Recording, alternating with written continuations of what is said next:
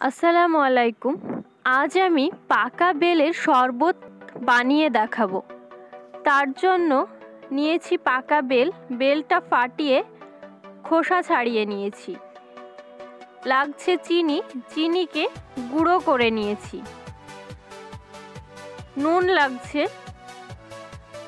এবার বেলটাকে আমি ম্যাশ করে নেব। একটা বোলে নিয়ে নিলাম। এবার আমি 1 গ্লাস মতো জল দিয়ে দিলাম।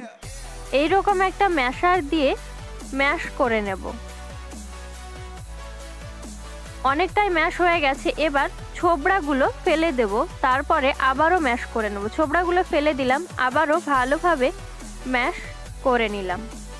2 গ্লাসের করব, তাই আবারও আমি 1 গ্লাস জল দিলাম। পুরোটাই ম্যাশ হয়ে গেছে। এবার আমি আবার একটু জল মেশালাম, গাঢ় হয়েছে তাই। এবার দিলাম সামান্য নুন আর 2 চামচ মতো চিনি দিলাম। এবার ভালোভাবে মিশিয়ে নেব।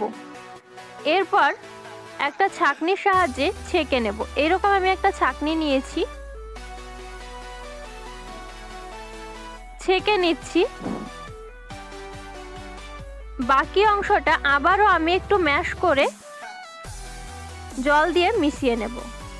তৈরি হয়ে গেল বেলের শরবত। আশা করি ভিডিওটা ভালো লেগেছে।